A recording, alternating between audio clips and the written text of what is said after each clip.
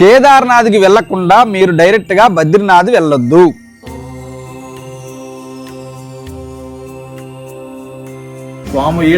చెప్పింది అసలుకి ట్రైన్లో వెళ్ళేటప్పుడు ఖాళీగా ఉండకుండా విష్ణు సహస్రనామం బుక్ చదవండి.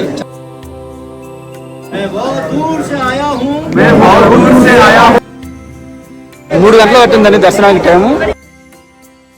స్వయంగా వాటర్ అవే నీళ్లు వేడిగా వస్తాయి అనమాట. ఎక్కడ వస్తాయి ఎవరికి తెలియదు. ఇక్కడికి వచ్చి కేవలం దర్శనం చేసినంత మాత్రాన అలకనంద నది అనేది చూడండి రోడ్డు ఎంత డేంజరస్ గా ఉందో. హాయ్ ఫ్రెండ్స్, అందరికీ నమస్కారం. నా పేరు ముత్యాలరావు. మీరు చూస్తున్నారు పిఎంఆర్ స్టైల్ వ్లాగ్స్. 108 దివ్య దేశాల్లో అతి పవిత్రమైన అత్యంత పుణ్యప్రదమైనటువంటి బద్రీనాథ్ క్షేత్రం గురించి ఇంతవరకు మీకు ఎవ్వరూ చెప్పినటువంటి విషయాల్ని నేను ఈ వీడియోలో మీకు చెప్తా అండి. దయచేసి ఈ వీడియో లాస్ట్ వరకు చూడండి. వీడియో చూసే ముందు దయచేసి ఒక లైక్ చేయండి. అలాగే మన ఛానల్ ని సబ్స్క్రైబ్ కూడా చేసుకోండి. బద్రీనాథ్ ఈ ఆలయం మన భారతదేశంలోని ఉత్తరాఖండ్ రాష్ట్రంలో చామోలి అనే జిల్లాలో ఉందండి. ఇది సముద్ర మట్టానికి 3133 మీటర్ల ఎత్తులో అలకనంద నది ఒడ్డున హిమాలయ పర్వతాల మధ్యలో ఉంటుందండి. ఈ ఆలయం సంవత్సరంలో కేవలం 6 నెలలు మాత్రమే తెరిచి ఉంటుంది. అంటే ఏప్రిల్ నుండి అక్టోబర్ వరకు. మిగతా 6 నెలలు కూడా మంచుతో కప్పబడి ఉంటుంది. కేదార్నాథ్ లో ఆ పరమశివుని దర్శించుకున్న తర్వాత ఇక్కడ నుండి ప్రస్తుతానికి బద్రీనాథ్కి అయితే బయలుదేరామండి. ఈ రోజు మే 6వ తారీఖు బుధవారం. సీతాపూర్ నుండి మా వెహికల్ ఉదయం 8:35 బయలుదేరిందండి. ప్రస్తుతానికి సమయం వచ్చేసి సాయంత్రం 4:35 అవుతుంది. ప్రస్తుతానికి బద్రీనాథ్ యొక్క ఘాటి రోడ్లో మా ప్రయాణం సాగుతుంది. చూడండి ఒకసారి ఈ కొండలు, లోయలు, పర్వతాలు, ఈ ఘాటి రోడ్డు అన్ని చూస్తూ ఉండండి. అంటే బద్రీనాథ్కి వెళ్ళేటటువంటి దారి ఎలా ఉంటుంది అనేది మీకు తెలవాలన్న ఉద్దేశంతో ఇవన్నీ కూడా చూపిస్తున్నా అండి. ఒకసారి చూడండి. ప్రస్తుతానికి మీకు ఇక్కడ కనిపిస్తున్నటువంటి కొండని మేము దాటి యువతలకు వచ్చామండి. అయితే ఆ కొండ, ఆ మలుపులు అవన్నీ ఎలా ఉన్నాయో మీకు చూపిద్దాన్న ఉద్దేశంతో ఇక్కడ నుంచి చూపిస్తున్నాను. చూడండి ఎంత మలుపులు ఉందో కొండ. ఆ కొండ అవతల ఒక 2-3 కొండలు అవన్నీ కూడా దాటి యువతలకు వచ్చాం అనమాట. ప్రస్తుతానికి ఇక్కడ ఛాయ్ తాగుతున్నాం. చూడండి రోడ్డు ఎంత డేంజరస్ గా ఉందో. ఎదురు నుంచేమో వెహికల్స్ వస్తాయి. మా వెహికల్ వెళ్ళడానికి ప్లేస్ లేదు అక్కడ. అందుకని చెప్పి మా డ్రైవర్ స్లో చేశాడు. చూడండి ఇప్పుడు వెళ్తున్నాం. చూడండి రోడ్డు ఎంత ఇరుకుగా ఉందో. రోడ్డుకు ఆనుకునే ఈ రాళ్ళు, గుట్టలు అన్నీ ఉన్నాయి అనమాట. ఈ ఎప్పుడు పడతాయో కూడా తెలియదు. అంత భయంకరమైన పరిస్థితి ఇక్కడ. కార్నర్ లో వచ్చే కారు కూడా కనిపించట్లేదు. చాలా అంటే చాలా జాగ్రత్తగా వెళ్ళాలి. చూడండి ఆ రాయి మొత్తం రోడ్డు మీదకి వచ్చే ఉంది. ఇటువైపు రోడ్లు ఇంత డేంజరస్ గా ఉంటాయి అనమాట. అందుకని చెప్పి మీకు ప్రత్యేకంగా చూపిస్తున్నాను. ఇటువైపు వచ్చినప్పుడు చాలా జాగ్రత్తగా ఉండండి. నిజానికి మేము బద్రీనాథ్ ఎంట్రీ అయిపోయాం అనుకున్నామండి. కానీ ఇక్కడ నుంచి ఇంకా 10 కిలోమీటర్లు ఉందన్నమాట. ఇది ఆంజనేయ స్వామి టెంపుల్. అందుకని చెప్పి ఆంజనేయ స్వామి ఆశీర్వాదం తీసుకుని ప్రస్తుతానికి బయలుదేరాం. హాయ్ ఫ్రెండ్స్, అందరికీ నమస్కారం. ఈ రోజు మే 6వ తారీఖు బుధవారం. సమయం వచ్చేసి రాత్రి 8:38 అవుతుందండి. ప్రస్తుతానికి ఇప్పుడే మేము బద్రీనాథ్ హోటల్లో అయితే చెక్ ఇన్ అయ్యాం అనమాట. వాతావరణం అయితే మాత్రం చాలా చల్లగా ఉంది. ఖచ్చితంగా వచ్చే వాళ్ళు మాత్రం మంచి స్వెటర్లు తెచ్చుకోండి, గ్లౌజులు మంచిగా తెచ్చుకోండి. ఇక్కడ కూడా కేదార్నాథ్ లో ఎలాగైతే ఉందో ఇక్కడ కూడా అలాగే ఉందన్నమాట. మేము బద్రీనాథ్ లో ఏదైతే హోటల్లో ఉన్నామో ఆ హోటల్ ముందు ఇలా ఉందండి దారి. అక్కడికి వచ్చినటువంటి బండ్లు అనమాట ఇవన్నీ కూడా. ఈ హోటల్ కిందనే క్యాంటీన్ కూడా ఉంది. మాకు అందులోనే భోజనం పెడతామని చెప్పారు. ప్రస్తుతానికైతే తినొచ్చి పడుకొని రేపు ఉదయం కూడా మొత్తం మీకు చూపిస్తానండి. చూడండి ఇక్కడ మేము ఉన్న దగ్గర నుండి చూస్తే టెంపుల్ కనిపిస్తుంది. మీకు కూడా ఒకవేళ కనిపిస్తే కామెంట్ చేయండి. ప్రస్తుతానికైతే నేను పైనుండి కిందికి వచ్చానండి. కింద అయితే ఇలా ఉంది. లోపలికి వెళ్తున్నా క్యాంటీన్ లోపలికి. ఇక్కడ క్యాంటీన్ ఎలా ఉందో మీకు చూపిస్తాను. ఇక్కడ విపరీతమైన చలి ఉండడం వల్ల ఆకలైనా కూడా తినలేని పరిస్థితిలో ఉన్నాం. చూడండి లోపల క్యాంటీన్ అయితే ఇలా ఉంది. చెప్పింది అసలుకి ఏదో తింటామంటే తినాలా.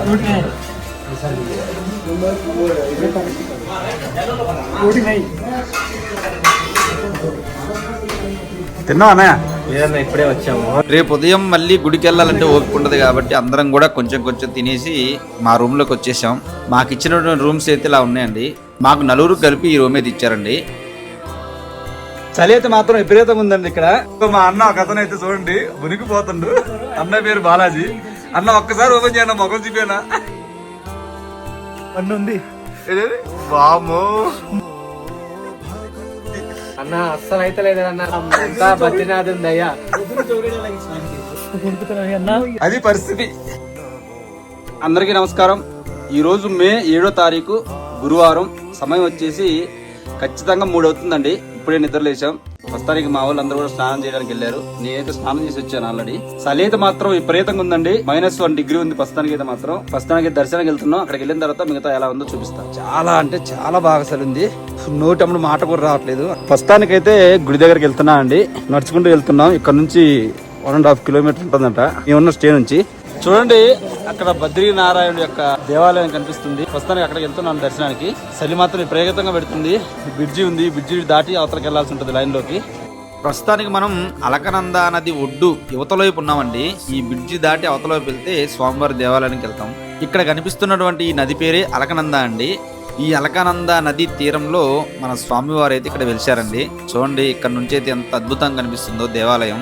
తెల్లవారుజామున లైట్లు కూడా ఇంకా బంద్ చేయలేదన్నమాట. అందుకని చెప్పి లైటింగ్ కి మెరిసిపోతుంది. ప్రస్తుతానికి సమయం వచ్చేసి తెల్లవారుజామున 5 అవుతుందండి. నేనైతే లైన్ లోకి వచ్చేసి లైన్ లో వెళ్ళేటప్పుడు ఖాళీగా ఉండకుండా విష్ణు సహస్రనామం బుక్ తెచ్చుకొని మంచిగా చదవండి. చాలా గొప్ప పుణ్యం ఇక్కడ విష్ణు సహస్రనామం చదవడం. ఒక అన్నయ్య వచ్చి తులసిమాల ఇచ్చి వెళ్ళాడండి. తులసిమాల నిజంగా ఆయన ఎందుకు ఇచ్చాడో తెలియదు, నా దగ్గరికి ఎందుకు వచ్చాడో కూడా తెలియదు. నేను లైన్ లో విష్ణు సహస్రనామం చదువుకుంటూ వస్తున్నానండి. ఒక అతను వచ్చి హిందీలో తులసిమాల తీసుకొని ఇచ్చాడండి. సరే అని చెప్పి డబ్బులు ఇద్దామని చెప్పి డబ్బులు తీసుకునే లోపు అతను నాకు ఇచ్చి వెళ్ళిపోతూనే ఉన్నాడు. నిజంగా నాకైతే చాలా ఆనందంగా అనిపించిందండి. అతను వీడియో తీసి చూపిద్దాం అనుకునే లోపు అతను వెళ్ళిపోయాడు అనమాట. ఎందుకంటే నేను విష్ణు సహస్రనామం చదువుకుంటున్నా కదా, అందుకని చెప్పి నాకు లేట్ అయిపోయింది ఫోన్ తీసే లోపు జేబుల నుంచి. ప్రస్తుతానికి నేను గుడి ఎంట్రన్స్ లో ఉన్నానండి. చూడండి నా వెనక వైపు సీనరీ అయితే మాత్రం చాలా అద్భుతంగా ఉంది. ప్రస్తుతానికి ఎంట్రీ అవుతున్నాం లోపలికి. మనం ఏ దేవాలయానికి వెళ్ళినా సరే స్టార్టింగ్ లో ఉన్నటువంటి ద్వారపాలకులకు నమస్కారం చేసుకున్న తర్వాతనే లోపలికి వెళ్ళాలండి.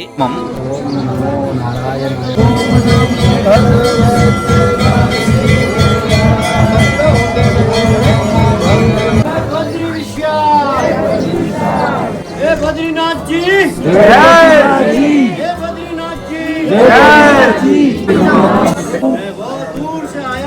मैं बहुत दूर से आया हूँ मुझे उम्मीद है ప్రస్తుతానికి లోపల దర్శనం చేసుకుని బయటకు వచ్చాయండి. బయటికి రావంగానే ఇక్కడ టెంపుల్ కి లెఫ్ట్ సైడ్ లో లక్ష్మీదేవి అమ్మవారి టెంపుల్ ఉంటదండి చిన్నది.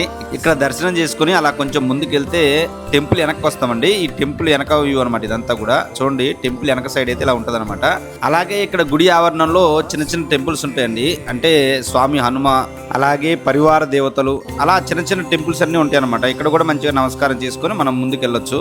లోపల గర్భగుడిలో ఉన్నటువంటి ఆ బద్రీనాథ్ స్వామిని నేనైతే మంచిగా దర్శనం చేసుకున్నా అండి. మొత్తం మీద దర్శనం అయిపోయిందండి. ప్రస్తుతానికైతే నేను బయటకు వెళ్తున్నాను. ప్రస్తుతానికి సమయం వచ్చేసి 7:45 అవుతుందండి. నేను దర్శనానికి లైన్ చూపెట్టాను. అక్కడ 5 గంటలు నిల్చున్నాను. 3 గంటలు పట్టిందండి దర్శనానికి టైము. చాలా బాగుంది. లోపలైతే మాత్రం పోలీసు వాళ్ళు అసలు వీడియోలు కానీ ఫోటోలు కానీ తీయట్లేదు. చాలా జాగ్రత్తగా ఉండాలి. సో ఇక్కడ బయట ఎలా ఉందో మొత్తం ఒకసారి చూపిస్తారు చూడండి. చూడండి నేను తెల్లవారుజాము 5 గంటలకి వచ్చినప్పుడు ఇదిగోండి ఇక్కడ నిలబడ్డాను అనమాట. అంటే నా వెనక ఇంకా పెద్ద లైన్ ఉంది. అంటే అప్పటికి ఎవరు జనాలు రాలేదు. ఇప్పుడైతే మాత్రం ఫుల్ జనాలు వచ్చారనమాట. ఎందుకంటే తెల్లవారుజామున ఫుల్గా చలి ఉండడం వల్ల కొద్దిగా తక్కువ జనం వచ్చారు. ఇప్పుడైతే మాత్రం ఫుల్గా వచ్చారు. జనాలు అయితే మాత్రం విపరీతంగా వచ్చారండి. చాలా మంది ఉన్నారు నిజంగా. చూడండి ఇక్కడ బద్రీనాథ్లో దేవాలయం ఎంట్రన్స్ అయితే ఇలా ఉంటదండి. భగవంతుని దయ వల్ల ఎటువంటి ఇబ్బంది లేకుండా దర్శనం అయితే చాలా ప్రశాంతంగా అయిందండి. ప్రస్తుతానికి అయితే ఇక్కడ వాతావరణం అయితే చాలా ప్రశాంతంగా ఉంది. అంటే బాగా చలి లేదు, అలాగని బాగా ఎండ కూడా లేదు, కానీ నార్మల్గా ఉంది. చాలా ప్రశాంతంగా ఉంది. చూడండి వాతావరణం అయితే ఎంత ప్రశాంతంగా ఉందో. ఇక్కడ ప్రస్తుతానికి 8 అవుతుంది సమయం. ప్రస్తుతానికైతే ఈ బద్రీనాథ్ దేవాలయం యొక్క గొప్పతనం ఏంటో మీకు చెప్తాను, చాలా శ్రద్ధగా వినండి. ఇప్పుడు మనం బద్రీనాథ్ అని పిలుస్తున్నటువంటి ఈ దేవాలయానికి ఒక్కొక్క యుగంలో ఒక్కొక్క పేరుందండి. కృతయుగంలో దీని పేరు ముక్తిప్రద, త్రేతాయుగంలో దీని పేరు యోగ సిద్ధిద, ద్వాపర యుగంలో దీని పేరు విశాల. అందుకే దీన్ని విశాల బద్రీనాథ్ అని చాలా మంది పిలుస్తారు అనమాట. తర్వాత ఇప్పుడు కలియుగంలో దీని పేరు బద్రీనాథ్ అని పిలుస్తాం అనమాట. అయితే ఈ బద్రీనాథ్ అనే పేరు ఈ కలియుగంలో ఎలా వచ్చిందంటే, సంస్కృతంలో బదరి అంటే తెలుగులో రేగు చెట్టు అని అర్థం. అయితే ఈ క్షేత్రంలో మహర్షులందరూ కూర్చొని తపస్సు చేసుకుంటున్న సమయంలో ఆ శ్రీమన్నారాయణుడి యొక్క అనుగ్రహంతో ఒక రేగు చెట్టు నుండి అమృతం దారలా కింద పడిందంట. ఆ రేగు చెట్టు నుండి అమృతం కురుస్తున్నటువంటి సన్నివేశాన్ని అక్కడ ఉన్నటువంటి మహర్షులు చూశారంట. అందువల్ల దాన్ని బదరికాశ్రమం అని పేరు వచ్చింది అప్పటి నుంచి. ఈ బదరీ క్షేత్రం ఎంత గొప్ప పుణ్యక్షేత్రం అంటే, ఒక వ్యక్తి 1000 అశ్వమేధ యాగాలు చేస్తే ఎంత పుణ్య ఫలితం వస్తుందో అంత గొప్ప ఫలితం ఇక్కడ బదరీ వచ్చి కేవలం దర్శనం చేసినంత మాత్రాన వస్తుంది. అలాగే ఇతర పుణ్యక్షేత్రాల్లో ఉపవాసం చేస్తూ 6000 సంవత్సరాలు తపస్సు చేస్తే ఎంత ఫలితం వస్తుందో అంత గొప్ప ఫలితం ఇక్కడ బదరీ క్షేత్రానికి వచ్చి కేవలం దర్శనం చేసినంత మాత్రాన వస్తుంది. అలాగే ఎవరైనా జంతు మాంసం తినే అలవాటు ఉన్నటువంటి వాళ్ళకి వాళ్ళు చేసినటువంటి ఆ పాపం పోవాలంటే గనక ఇక్కడ బదరీ క్షేత్రానికి వచ్చి ఇక్కడ ఉన్నటువంటి అలకనందా నదిలో స్నానం చేసి ఇక్కడ ఉన్న స్వామివారిని గర్భగుడిలోకి వెళ్ళి దర్శనం చేసుకున్న తర్వాత బయటకు వచ్చి గుడి ఎదురుగా సాష్టాంగ నమస్కారం ఎవరు చేస్తారో అటువంటి వ్యక్తికి ఆ జంతువుల మాంసం తిన్నటువంటి పాపం పూర్తిగా పోతుంది. అలాగే అనేక తీర్థాల్లో స్నానం చేస్తూ అక్కడ తపస్సు చేస్తే ఎంత ఫలితం కలుగుతుందో అంత గొప్ప ఫలితం ఇక్కడకొచ్చి కేవలం దర్శనం చేసినంత మాత్రాన కలుగుతుంది. అలాగే కొన్ని దివ్య క్షేత్రాల్లో 6000 సంవత్సరాలు యోగాభ్యాసం చేస్తే ఎంత ఫలితం వస్తుందో అటువంటి ఫలితం ఇక్కడ ఈ బదరీ క్షేత్రంలో ఒక్కరోజు ఈ శ్రీమన్నారాయణని స్మరించుకుంటూ నివసిస్తే అంత గొప్ప ఫలితం కలుగుతుంది. అలాగే ఎవరైతే మొట్టమొదట కేదార్నాథ్ వెళ్ళి అక్కడ పరమశివుని దర్శనం చేసుకుని వచ్చి తర్వాత ఈ బదరీ క్షేత్రాన్ని దర్శనం చేసుకుంటారో అటువంటి వ్యక్తికి వారు కోరుకున్నటువంటి కైలాసం కావాలితే కైలాసం, వైకుంఠం కావాలితే వైకుంఠం, అంటే మీరు ఏది కోరుకుంటే ఆ ప్లేస్ కు పంపిస్తారనమాట. అంటే మనం ఇక్కడ తెలుసుకోవాల్సిన విషయం ఏమిటంటే ఖచ్చితంగా కేదార్నాథ్కి వెళ్ళి అక్కడ దర్శనం చేసుకుని వచ్చిన తర్వాత మాత్రమే బద్రీనాథ్కి రావాలి. అయితే కేదార్నాథ్కి వెళ్లకుండా బద్రీనాథ్కి వెళ్తే ఆ ఫలితం రాదా అంటే మనకి పురాణాల్లో శాస్త్రాల్లో అలా చేయమని చెప్పబడింది కాబట్టి అలా చేయడమే మనకి ఉత్తమమైన మార్గం. అలా కాకుండా ఒకవేళ డైరెక్ట్ గా బద్రీనాథ్ వస్తే అంత గొప్ప ఫలితం వస్తుందా అంటే అది భగవంతుడి యొక్క నిర్ణయం. కాబట్టి వీలైనంత వరకు మొట్టమొదట కేదార్నాథ్ వెళ్ళి తర్వాత బద్రీనాథ్ రండి. 20వ శ్లోకంలో జీవన్ముక్త భవేత్సోపి యోగతో బదరీవనే, కేదారం వెళ్ళి శివుణ్ణి పూజించి అక్కడ నుంచి బదరీ వెళ్ళి బదరీనారాయణ దర్శనం చేసుకున్నవాడు జీవన్ముక్తుడై తీరుతాడు, అతడు కోరుకున్న లోకానికి పడతాడు. ఇంకా ఈ క్షేత్రం గొప్పతనం గురించి చెప్పాలంటే శ్రీ మహావిష్ణువు యొక్క 108 దివ్య క్షేత్రాల్లో అన్నిటికంటే కూడా చాలా గొప్ప క్షేత్రం ఏమిటి అంటే ఈ బద్రీనాథ్ క్షేత్రం. ఎందుకని అంటే ఇక్కడ సాక్షాత్ శ్రీ మహావిష్ణువు ఇక్కడ కూర్చొని తపస్సు చేసినటువంటి క్షేత్రం. అలాగే నరుడికి అష్టాక్షరి మహామంత్రాన్ని ఇచ్చినటువంటి క్షేత్రం కూడా ఇదే. శ్రీ మహావిష్ణువు తనని తానుగా 2 భాగాలుగా చేసుకొని నరుడు నారాయణుడిగా తిరుగాడినటువంటి క్షేత్రం ఈ యొక్క పుణ్యక్షేత్రం. ఇంకా ఈ క్షేత్రానికి సంబంధించి చాలా గొప్ప విషయాలు ఉన్నాయి. పురాణాల్లో దీని గొప్పతనం గురించి తెలుసుకున్న వ్యక్తిగా చెప్తున్నాను. మనిషిగా పుట్టిన ప్రతి ఒక్కరు కూడా ఖచ్చితంగా వచ్చి దర్శనం చేసుకోవలసినటువంటి చాలా గొప్ప పుణ్యక్షేత్రం ఈ యొక్క బదరీ క్షేత్రం. ఇక్కడ ఈ దేవాలయాన్ని 8వ శతాబ్దంలో ఆదిశంకరాచార్యుల వారు ఈ యొక్క స్వామివారిని ప్రతిష్ఠించారండి. ఇక్కడ కేవలం సంవత్సరానికి 6 నెలలు మాత్రమే ఇక్కడ దేవాలయం తెరిచుంటుంది. ఇక్కడ ఇంకో గొప్ప విషయం ఏమిటంటే 6 నెలల తర్వాత దేవాలయం మూసేసే టైంలో లోపల గర్భాలయంలో చేతితోని ఒక దీపాన్ని వెలిగిస్తారండి. తర్వాత మళ్ళీ 6 నెలల తర్వాత ఆ గర్భాలయం తలుపులు ఓపెన్ చేసి చూస్తే ఆ దీపం అలాగే వెలుగుతూ ఉంటుందన్నమాట. అంటే భగవంతుడు ఇక్కడ ఉన్నాడు అని చెప్పడానికి చాలా గొప్ప నిదర్శనం ఇది. ఇక్కడ తప్పకుండా ఒకటి ఉంటుందండి, స్వయంగా వాటర్ అవే నీళ్లు వేడిగా వస్తాయి అనమాట. ఎక్కడ నుండి వస్తాయి ఎవరికి తెలియదు. అది ఇక్కడ చాలా గొప్ప అద్భుతం అనమాట. ఎందుకంటే ఈ మంచు కొండలలో ఎక్కడ చూసినా చల్లగా ఉంటుంది. అలాంటిది అక్కడ నీళ్ళు ఎక్కడ నుండి వస్తున్నాయో తెలియదు కానీ చాలా అద్భుతం అనమాట. ఇక్కడ అది భగవంతుడు ఉన్నాడు అనడానికి ఇది ఒక నిదర్శనం లాగా చెప్తాను. ఇక్కడ చూపిస్తారు చూడండి, అందరూ కూడా అక్కడ స్నానం చేస్తున్నారు. నేను ప్రస్తుతానికి పైన ఉన్నానండి, ఇక్కడ ఉండి మీకు చూపిద్దామని చెప్పి చూపిస్తున్నాను. చూడండి, ఇది అగ్ని తీర్థం అండి. ఇది చాలా గొప్ప తీర్థం. ఖచ్చితంగా ఇక్కడికి వచ్చిన వాళ్ళు అయితే స్నానం చేయాలి. ఇక్కడ చూపిస్తాను మీకు, కిందికి వెళ్ళి దీని యొక్క గొప్పతనం ఏంటో కూడా చెప్తాను అనమాట. చాలా మంది హీట్ వాటర్ అని స్నానం చేస్తారు కానీ దీని గొప్పతనం తెలియదు. చూడండి, ఇక్కడ దేవాలయం ఉంది కదా, వెనక చూస్తే తప్పకుండా ఉండేది. ప్రస్తుతానికి నేను గుడి ముందల ఆపోజిట్ లో నిల్చున్నా అండి. చూడండి, నేను హైట్ లో ఉన్నాను. కిందకి వెళ్తే ఇక్కడ తప్పకుండా ఉంటుంది అనమాట. చూడండి, ఇది అంటే చాలా మంది తప్పకుండా ఎక్కడుందని కన్ఫ్యూజ్ అవుతూ ఉంటారని దాని గురించి క్లారిటీ చెప్తున్నాను. చూడండి, అది కింద కనిపిస్తుంది కదా, నేను ఇప్పుడు పైన ఉన్నాను. ఇక్కడ పైన చూస్తే ఈ టెంపుల్ కి ఆపోజిట్ లో ఉంటుంది అనమాట. ఇప్పుడు కిందికి వెళ్ళి మీకు చూపిస్తాను. ప్రస్తుతానికి తప్పకుండా దగ్గరికి వెళ్తున్నా అండి, చూపిస్తారు మీకు. ఇదేనండి, చూడండి లోపల ఎలా ఉంటుందో. మన వాళ్ళు అందరూ ఆల్రెడీ రెడీ స్నానం చేస్తున్నారు. తప్పకుండా స్నానం చేసే సమయంలో సబ్బు పెట్టుకోవద్దంట, చలి పెట్టి మాట కొడతారు రాత్రి. హెలికాప్టర్